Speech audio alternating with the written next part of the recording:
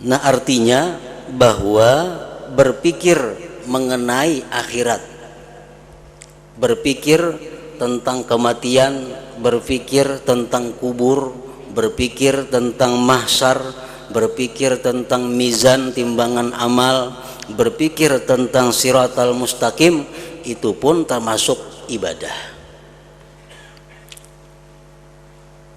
Apa yang dipikirkan terhadap hal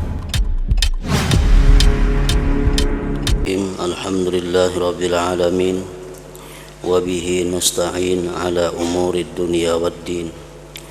Asyhadu an la ilaha illallah wahdahu la syarika lah wa asyhadu anna sayyidana Muhammadan abduhu wa rasuluh. Allahumma salli wa sallim wa barik ala sayyidina maulana Muhammad wa ala alihi wa ashabihi wa mawalah.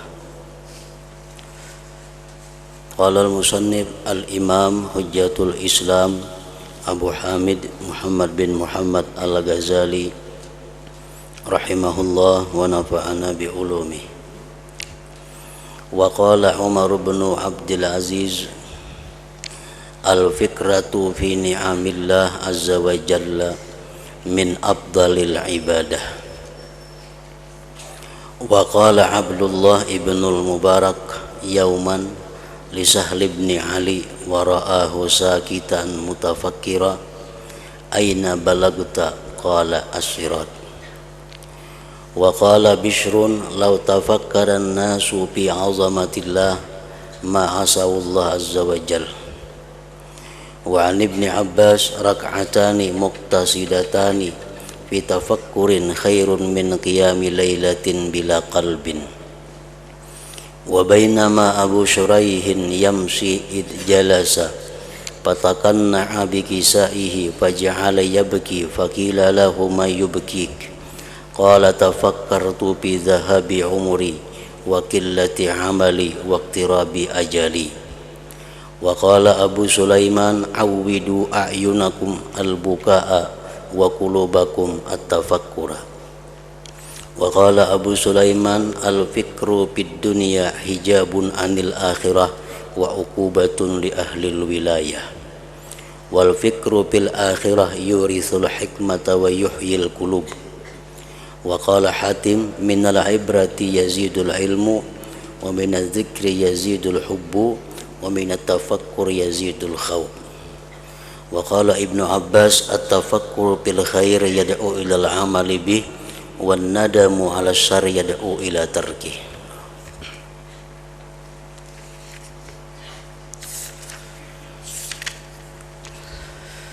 Makna daripada kalam Al-Imam Al-Ghazali rahimahullah,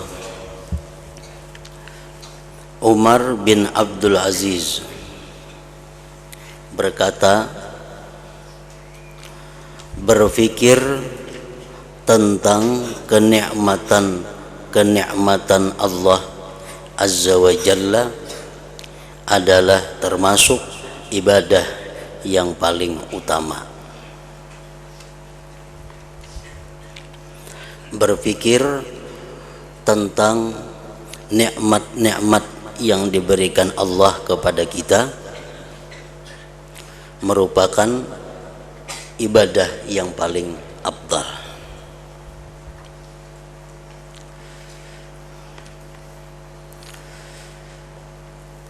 Nikmat ada terbagi dua, pertama nikmat zahir, yang kedua nikmat batin.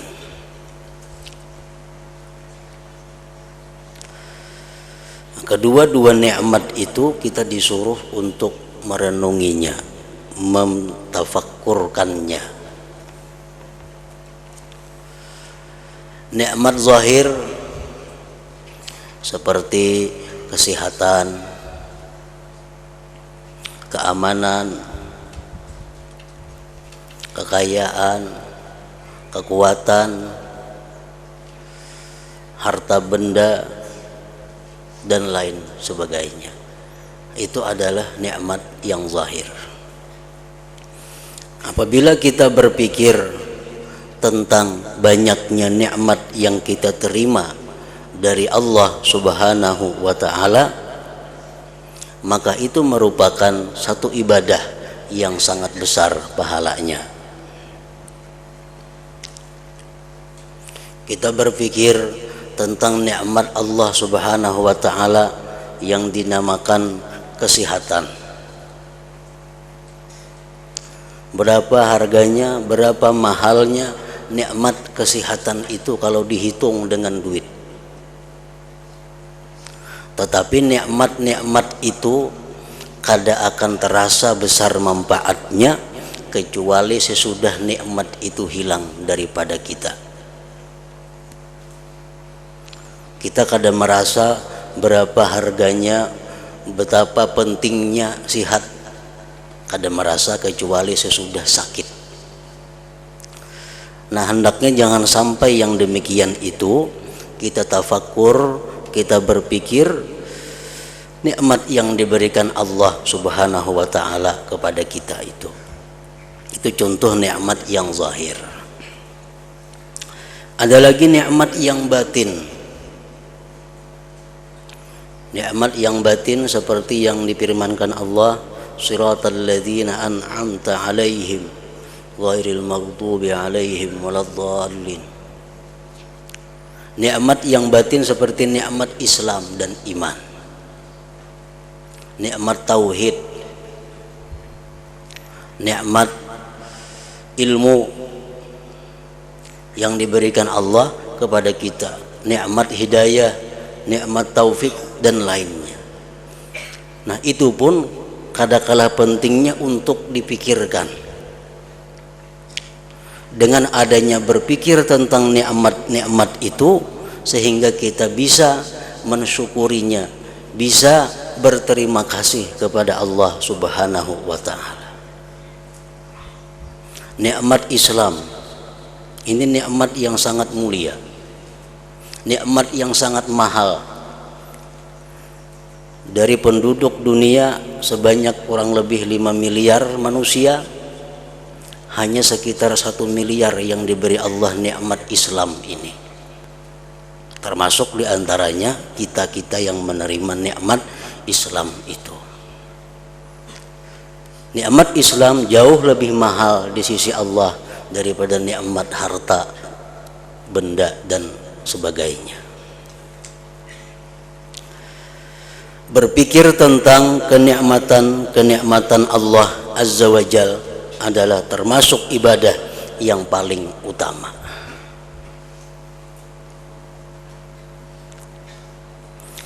Abdullah ibnul Mubarak berkata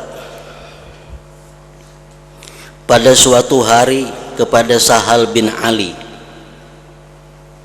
dan ia Sahal tadi dan ia Abdullah bin Mubarak melihatnya Sahal diam lama berpikir. Sahal ini diam tafakur lawas. Lalu Abdullah bin Mubarak berkata, di mana kamu sampai? Sampai di mana sudah kamu berpikir itu kalau lawasan berdiam? Sahal bin Ali menjawab, as-sirat.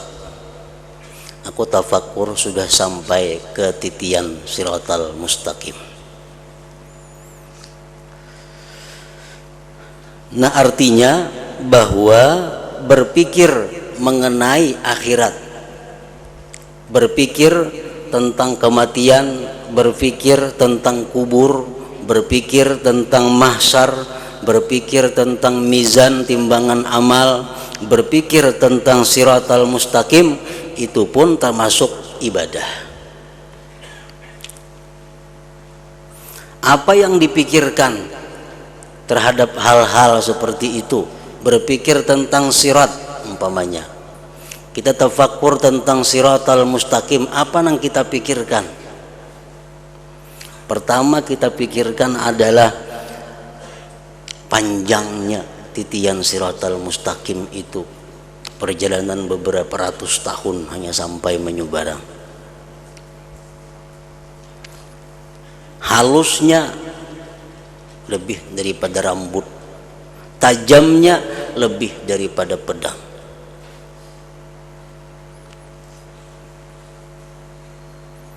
Itu yang pertama kita pikirkan tentang sirat itu.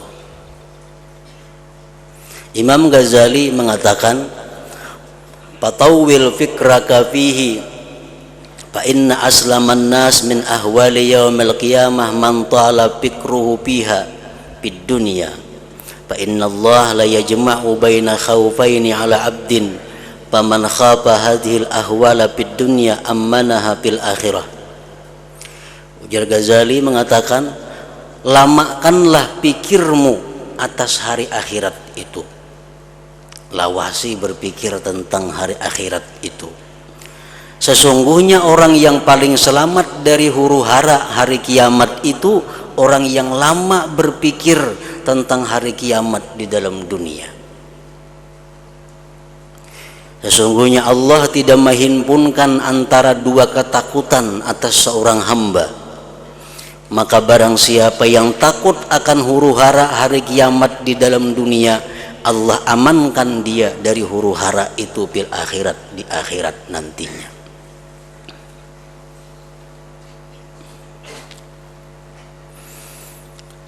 Nah, Sahal bin Ali beliau berpikir sudah sampai ke sirat tadi. Kemudian yang kita pikirkan lagi tentang sirat itu, bagaimana nantinya kita melewati titian itu. Kita membayangkan diri kita melewati titian itu macam apa, termasuk yang seperti apa. Ada yang lewat di titian itu kalamhil barak, seperti kilat. Nah, ini orang yang kadang merasakan apa-apa. Di bawah sirat Jahannam, bila gugur otomatis tak ke Jahannam. Apakah kita masuk dalam golongan orang yang lewat titian itu seperti kilat? Ada orang yang lewat di titian itu kamarir rih, seperti angin. Masukkah kita di golongan itu? Ada yang lewat di titian itu ka asra'il bahaim, seperti kuda yang cepat, binatang yang laju. Ada yang lewat di titian siratal mustaqim itu dengan berlari. Ada yang lewat berjalan kaki, jalan kada kawa laju. Ada yang lewat dengan bekisut. Nah, disuruh kita berpikir untuk menghadapi itu, di mana kira-kira gulungan apa kita masuknya. Apakah lewat di gulungan yang mana?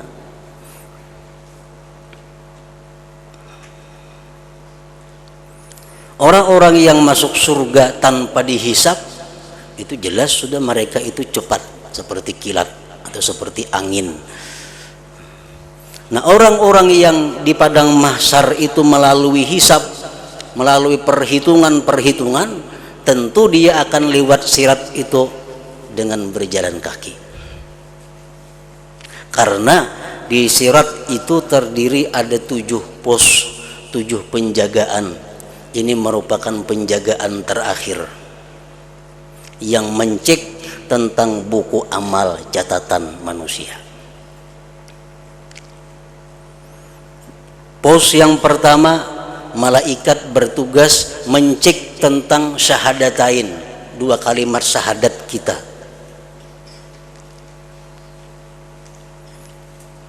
Periksa 2 kalimat syahadat kita bujur kada, ikhlas kada, sempurna kada. Selamat di situ. Di pos yang kedua, terus pos yang kedua, malaikat bertugas mencek amal catatan kita tentang sembahyang. Ya, apa sembahyang kita sempurnakah, ikhlaskah, bujurkah? Yang ketiga, pos yang ketiga, puasa. Bujurkah puasa kita sempurna? Adakah hutang puasa? Pos yang keempat, zakat. Bujur-bujur ka zakat atau zakat diakalani kayak apa zakatnya. Yang kelima, pos haji dan umrah. Sempurnakah hajinya, sempurnakah umrahnya. Pos yang keenam, penelitian tentang wudhu dan mandi janabah atau mandi haid. Nah paling terakhir pos, ini sudah kelihatan surga, pemeriksaan tentang kezaliman terhadap manusia. Ini pos yang terakhir, diperiksa dalam buku catatan amal yang kita bawa itu, apakah ini orang ada menzalim manusia, apakah ini orang ada menipu manusia, apakah orang ada membunguli orang, apakah ini pernah apa berbuat kepada manusia yang kada nyaman. Nah di situ yang paling terakhir, bila ini selamat, maka selamatlah dia dari gugur atau jatuh di titian siratal mustaqim tadi. Nah itu contoh tafakkur tentang sirat tadi. Nah, apabila kita berpikir tentang sirat, tentang titian itu, maka kita otomatis buah tafakkur itu akan menimbulkan, buah tafakkur itu akan menghasilkan persiapan. Kita cari apakah ada amalannya supaya di titian siratal mustaqim itu lancar. Itu hasil daripada buah daripada tafakkur. Setelah kita memikirkan betapa beratnya liwat di titian siratal mustaqim itu, lalu kita berusaha mencari jalan kayak apa supaya bisa selamat. Rasulullah SAW memberikan jalan, ujar Nabi kita, man yakunil masjidu baitah dhaminallahu birrauhi warrahmah wal jawazi ala sirat. Orang yang masjid merupakan rumahnya, Allah menjamin dia dengan kelapangan dan kasih sayang dan selamat lewat di titian siratal mustaqim itu. Artinya orang-orang yang suka ke masjid, orang-orang yang suka sembahyang berjamaah 5 waktu atau suka i'tikaf di masjid, itu Allah menjamin dia akan lulus di titian siratal mustaqim tadi. Nah itu salah satu jalan keluar yang diberikan oleh Nabi kita kalau kita takut khawatir menghadapi keselamatan kita di titian siratal mustaqim itu.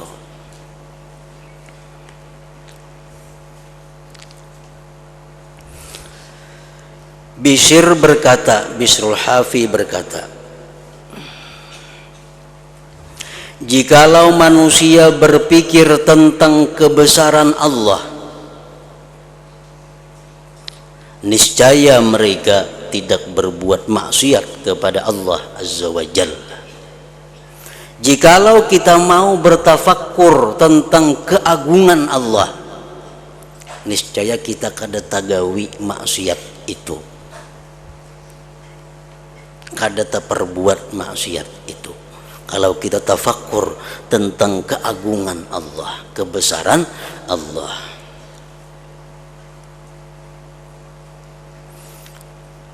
Imam Ja'far As-Shadiq pernah ditanya, Allah maha besar, ajar orang, maha besar dari apa? Apakah Allah itu besar daripada aras? Apakah Allah itu besar daripada Al-Kursi? Apakah Allah itu besar dari apa? Kan biasa bila besar itu ada nang halus. Nah Allah ini maha besar, lebih besar dari apa? Imam Ja'far Shadiq mengatakan, Allahu Akbar min ayyusaf. Allah itu maha besar dari bahwa diterangkan. Allah itu maha besar daripada bahwa dijelaskan. Allah itu maha besar daripada bahwa dirincikan. Allah tuh kada kawa dijelaskan kayak apa tentang Allah, kada kawa, terlalu besar Allah untuk dijelaskan. Nah, kita kada kawa menjelaskan kayak apa Allah itu karena orangnya maha besar. Jadi maha besar daripada dijelaskan. Zat Allah itu maha besar, sifatnya maha besar, af'al perbuatannya pun maha besar.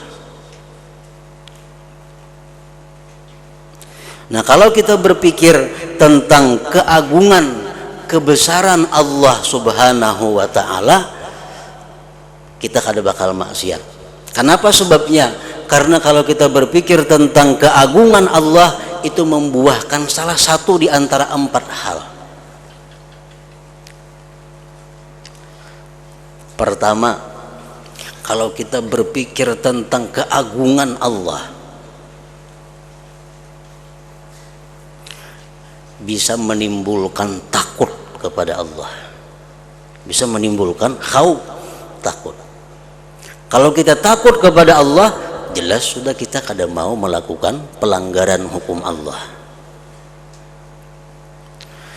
Yang kedua, kalau kita berpikir tentang keagungan Allah, bagaimana agungnya Allah itu menciptakan surga, bagaimana Allah Maha Agung menciptakan bidadari dan segala macam kenikmatan surga, itu akan membuahkan harapan dalam hati kita. Nah, bila kita berharap dapat surga itu, jelas sudah kita kada akan mau melanggar hukum Allah. Orang yang wani berbuat maksiat itu orang yang kada berharap surga. Orang tua wani berbuat nang haram, wani melakukan maksiat, itu orang yang kada berharap masuk ke dalam surga. Selama orang masih berharap masuk ke dalam surga, kada mau melakukan satu kemaksiatan.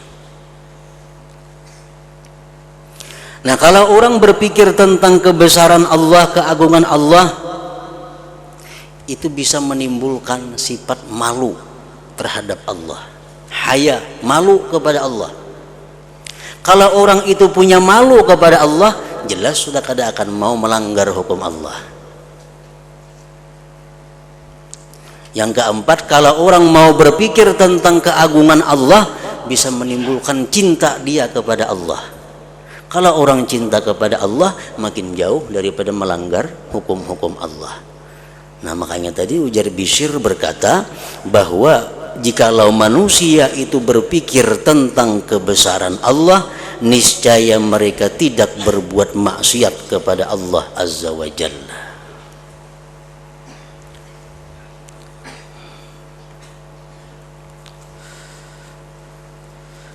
Dan dari Ibni Abbas radhiyallahu anhuma, ia berkata, 2 rakaat yang sederhana dalam tafakkur adalah lebih baik daripada mengerjakan salat 1 malam tanpa hati.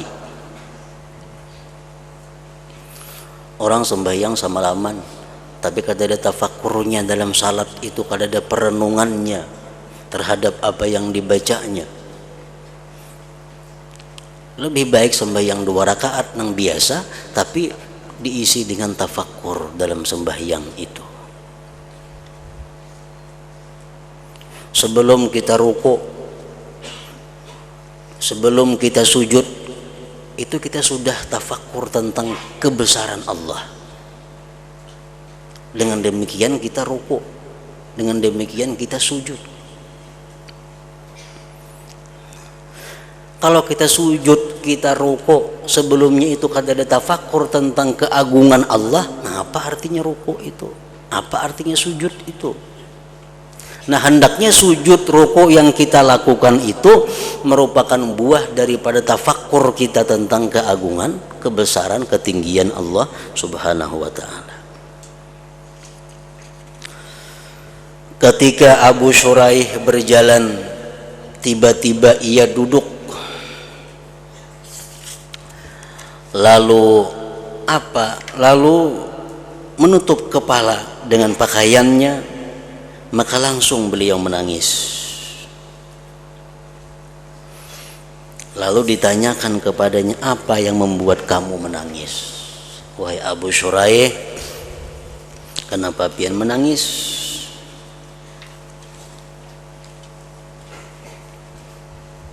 Abu Shuraih menjawab, saya berpikir tentang perginya umurku. Aku tadi berpikir tentang hilangnya umurku. Berapa sudah umur yang hilang? dan sedikitnya amalku dan dekatnya ajalku. Itu yang kupikirkan tadi, maka tangis nih. Umur sudah berapa tahun yang hilang, sedikit amal kebaikan, sedikit ibadah kepada Allah, sedangkan ajal lagi sedikit habis.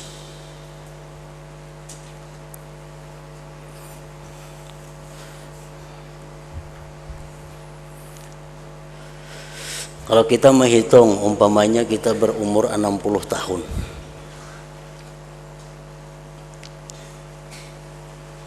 60 tahun sudah umur yang kita jalani. Berarti kebiasaan umur 60 tahun ini sudah lebih separuh jalan. Jarang ada orang berumur 120.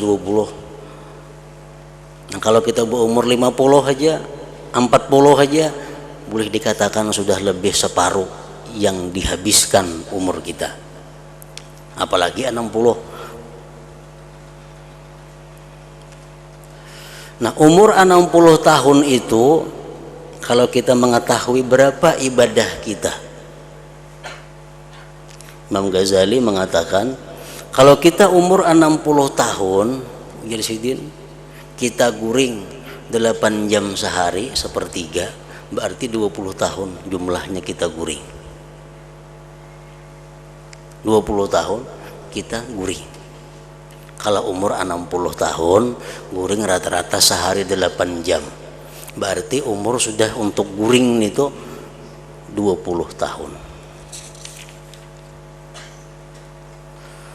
Nah, kemudian kita tambah lagi, sehari kita di toko, sehari kita di kebun 8 jam. Jam 8, 9 turun, Mbak Asar bulik, sekitar 8 jam di toko mencugut. 8 jam itu kali 20 tahun berapa? Kali 60 tahun 20 tahun juga. Nah, 20 tahun berarti umur kita habis untuk dunia. Tinggal lagi 20 tahun. Tinggal lagi 20 tahun. Nah, 20 tahun yang tersisa inilah lagi umur kita untuk akhirat. Jakanya 20 tahun ini full ke akhirat bisa selamat. Karena banding dunia 20 tahun, akhirat 20 tahun, kan guring tadi dihitung napa-napa tadi, 0 guring itu. Nang payah kita, yang sulit kita membayangkan keselamatan, 20 tahun sudah habis untuk urusan dunia, sisa 20 tahun ini kada sampai lagi untuk akhirat. Ini bulik ke rumah, urusan dunia pulang umpamanya, bulik di toko, main bola di TV 2-3 jam, lihat sinetron macam-macam. Nah, kalau dihitung-hitung umur 60 tahun itu jadinya paling-paling 5 tahun beribadah kepada Allah. Nah, kalau kita bertafakur seperti itu, kita akan bisa mengetahui kualitas diri kita. Nah, dalam hal macam itu, kalau kita berharap kita bisa masuk surga, itu angan-angan ngarannya. Angan-angan. Diberi Tuhan umur 60 tahun, 5 tahun beribadah, mengharap ke surga, itu angan-angan ngarannya. Jakanya umur 60 tahun, 30-30, berharap nah itu bisa. Orang berabah ditilam, mudahan datang duitnya 1 miliar ke rumahku nih, itu angan-angan ngarannya, becari kada, apa kada. Nah, kalau orang berusaha mendulang misalnya, berharap dapat intan kayak hintalo itik, nah itu berusaha itu kada mahayal ngarannya. Nah, sama hal kalau kita mengharapkan surga kepada Allah, tapi modal kita ini kada pantas untuk surga, itu angan-angan ngarannya. Nah, itu yang membuat Abu Shuraih ini beliau menangis tadi. Nah, karena mentafakurkan itu, saya berpikir tentang perginya umurku dan sedikitnya amalku dan dekatnya ajalku.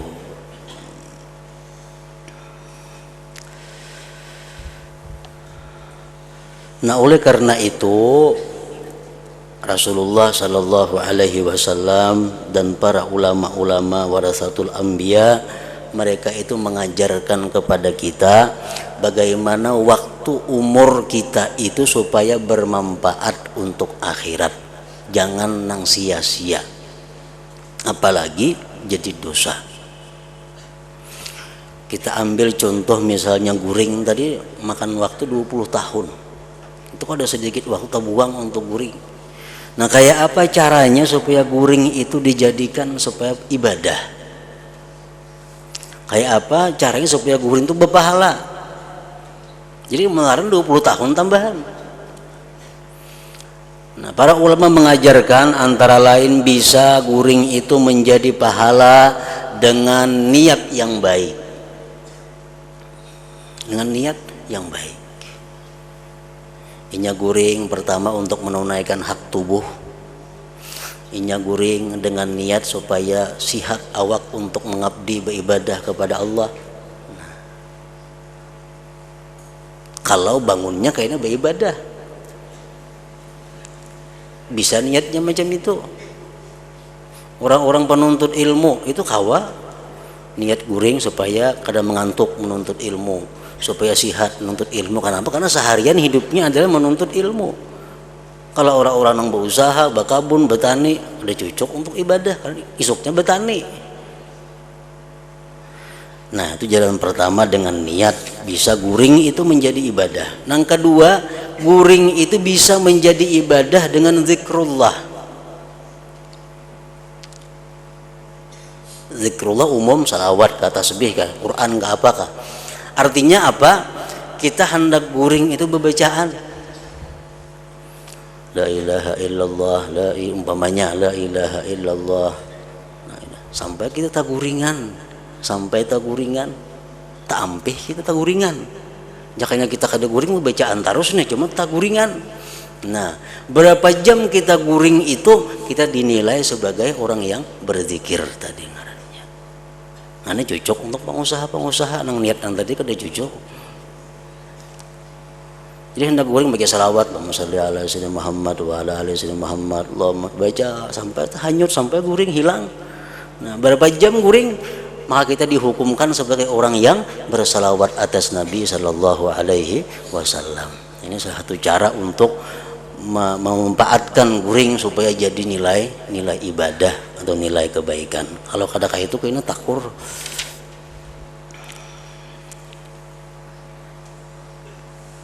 Ibarat tasbih, nah Allah talapas taguringan ampe. Nah, jam 4 subuh bangun 5 jam tadi guring. Nah, 5 jam tuh kita dihitung Allah itu.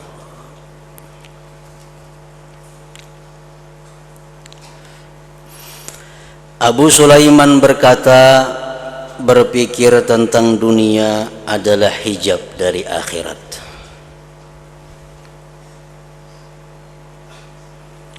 Kalau kita sibuk memikirkan dunia, kita pikirkan lagi siratal mustaqim itu. Dan siksaan bagi ahli wilayah. Artinya aulia itu mereka bisa disiksa oleh Allah, dihukum dalam dunia ini dengan memikirkan dunia.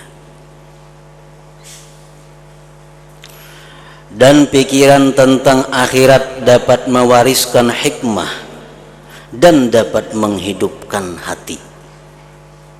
Dan Abu Sulaiman berkata lagi, biasakanlah mata kamu dengan menangis dan hati kamu dengan tafakkur. Hatim Al-Asam berkata, dari mengambil i'tibar dapat menambah ilmu. Ada satu kejadian, kita ambil pelajaran, dapat ilmu. Dan dari zikir dapat menambah kecintaan. Orang yang banyak berzikir akan menambah kecintaannya kepada Allah. Dan dari tafakkur dapat menambah takut kepada Allah kalau yang dipikirkannya itu tentang siksa-siksa Allah. Ibnu Abbas berkata, berpikir tentang kebaikan itu mengajak kepada mengerjakannya, dan menyesali atas kejahatan dapat mengajak kepada meninggalkannya. Dan diriwayatkan bahwa Allah Ta'ala berfirman dalam sebagian kitabnya, sesungguhnya aku tidak menerima perkataan setiap orang yang ahli hikmah, tetapi aku melihat kepada cita-citanya dan hawa nafsunya. Kalau cita-citanya dan hawa nafsunya itu bagiku, maka aku jadikan diamnya itu tafakur dan perkataannya itu pujian, walaupun ia tidak berbicara. Nah, jadi ini artinya kayak apa supaya kita bisa tafakur itu. Tafakur kita tahu aja pada baik, cuma kada terlintas hati kita untuk tafakur ini. Padahal tafakur sesaat pahalanya setahun, ibadah setahun. Cuma kita jarang tafakur. Kenapa? Karena Allah kada memberikan tafakur kepada kita. Kenapa Allah kada memberikan tafakur kepada kita? Karena kita kebiasaan tidak ikhlas dalam beramal. Kalau orang itu cita-citanya hanya Allah, hawa nafsunya untuk Allah, Allah berikan dia tafakur di dalam hatinya itu. Nah, jadi kalau kita jarang tafakur, berarti kita ada masalah dengan keikhlasan kita selama ini kepada Allah Subhanahu wa taala. Al-Hasan berkata, sesungguhnya orang-orang yang mempunyai akal senantiasa membiasakan dengan zikir atas berpikir dan dengan berpikir atas zikir. Zikir atas berpikir artinya dia berpikir lalu timbul zikir. Dia tafakur tentang keajaiban ciptaan Allah, lalu keluar dari mulutnya subhanallah. Nah, ini subhanallah keluar daripada pikir. Dengan zikir atas berpikir, dan dengan berpikir atas zikir. Dia berzikir kepada Allah lalu tafakur apa yang dizikirkannya itu. Nah, sehingga mereka berbicara dengan hatinya, lalu hati itu berbicara dengan hikmah. Ishaq bin Khalaf berkata, adalah Daud At-Ta'i rahimahullahu ta'ala. Daud At-Ta'i di atas luting pada malam yang terang benderang. Lalu ia bertafakur tentang kerajaan langit dan bumi. Sedang ia memandang ke langit dan menangis. Nah, di atas luting tafakur, melihati bulan purnama nang terang. Beliau memikirkan tentang keajaiban ciptaan Allah, kerajaan Allah langit dan bumi. Daripada asiknya tafakur sehingga ia jatuh, gugurnya pas ke rumah tetangga sebelah.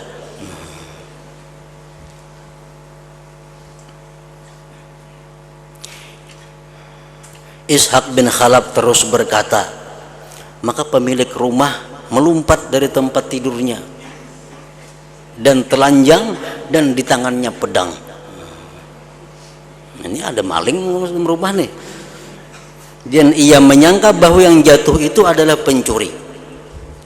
Lalu ketika ia memandang kepada Daud, maka ia kembali dan meletakkan pedang dan berkata, siapakah yang menjatuhkanmu dari luting? Siapa yang gugur akan pian? Daud menjawab, saya tidak merasa dengan demikian. Kok ada tahu gugur di mana? Aku ada tahu juga. Nah, gugur aja kada merasa lagi karena asiknya tafakur tentang kerajaan Allah Subhanahu wa taala. Al-Junaid berkata, paling mulia majlis dan paling tingginya adalah duduk beserta berpikir pada lapangan tauhid. Menghirup udara dengan udara ma'rifat, minum dengan gelas kecintaan dari lautan kasih sayang, dan memandang dengan husnuzan kepada Allah Azza wa Jalla. Kemudian Al-Junaid berkata, hai dari majlis-majlis alangkah agungnya dan dari minuman alangkah lezatnya, berbahagialah orang yang dianugerahi dengannya. Tempat duduk atau majlis, di situ kita berpikir tentang lapangan tauhid. Contohnya kita melihat satu ciptaan Allah Subhanahu wa taala. Umpamanya kita duduk di hadapan sebatang pohon. Nah, kita tafakur tentang pohon itu adalah ciptaan Allah. Di mana kita mendapatkan tauhidnya. Allah berfirman, "Lau kana fihi ma'alihatun illallah lafasadata." Jikalau ada antara langit bumi ini Tuhan selain Allah, hancur keduanya. Hanya Tuhan tuh ada, seekong lagi selain Allah, hancur sudah. Nah, pohon ini menunjukkan adalah tauhidnya Allah. Kalau ada dua Tuhan, kada ada pohon, kada ada pohon. Misalnya Tuhan dua, dia Tuhan nang seekong, aku hendak menghujanakan ari. Ujar nang seekong, jangan. Nah, Tuhan berlawanan. Seekong menghujanakan, seekong hendak kada. Ya seekong kalau kayak itu aku bakalah. Nah, bakalah kada Tuhan ngarannya. Ini mau. Jikalau dua Tuhan kada terjadi alam ini. Jadi adanya alam, adanya sebatang pohon di hadapan kita duduk itu menunjukkan tauhidnya Allah Subhanahu wa taala. Ya Tuhan, pohonnya nak kuhidupkan, kukembangkan jadi subur. Nah, nya seekong jangan. Nah, berlawanan kada kawa, kada mau jadi pohon. Tentu itu ada satu aja yang mengaturnya. Nah, itu ngarannya lapangan tauhid. Menghirup dengan udara ma'rifah. Nah, setelah inya tauhid bahwa pohon ini menunjukkan bahwa satunya Allah, akhirnya dia kenal bahwa yang menciptakan pohon ini adalah satu, yaitu Allah Subhanahu wa taala. Tidak ada Tuhan selain itu. Buktinya ini pohon yang hidup di hadapanku. Nah, itu ma'rifat ngarannya. Minum dengan gelas kecintaan dari lautan kasih sayang. Akhirnya dia tafakur. Dia melihat kasih sayang Allah. Allah pelihara pohon ini. Allah sirami pohon ini. Allah jaga pohon. Akhirnya pohon ini bisa hidup dengan kebaikan Allah Subhanahu wa taala. Nah, dari kebaikan Allah kepada pohon itu menimbulkan dalam hatinya cinta kepada Allah Subhanahu wa taala.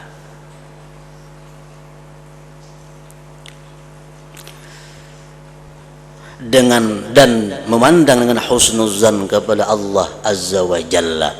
Kalau kita sudah mencintai Allah Subhanahu wa taala, seluruh perbuatan Allah itu pasti kita husnuzan. Nah, kalau kita mencintai seseorang, apapun yang diperbuat orang yang kita cintai itu pasti kita sangka baik lawan inya. Ada mau sangka buruk? Pasti sangka baik. Karena modal kita adalah cinta kepada inya. Nah, demikian pula orang yang sudah mentauhidkan Allah, lalu dia ma'rifat kepada Allah dan dia cinta kepada Allah, segala apa yang diperbuat Allah, apa yang diputuskan oleh Allah, pasti dia sikapi dengan husnuzan billah, baik sangka kepada Allah Subhanahu wa taala. Apapun yang diberikan Allah kepadanya, dia pasti meyakini inilah yang terbaik untuk diriku dari Allah Subhanahu wa taala. Nah, berbahagialah orang yang dianugerahi dengannya tadi. Orang yang kawa tafakur seperti itu menghasilkan tauhid, menghasilkan ma'rifat, menghasilkan cinta, menghasilkan husnuzan dengan Allah Subhanahu wa taala. Asy-Syafi'i rahimahullah taala berkata,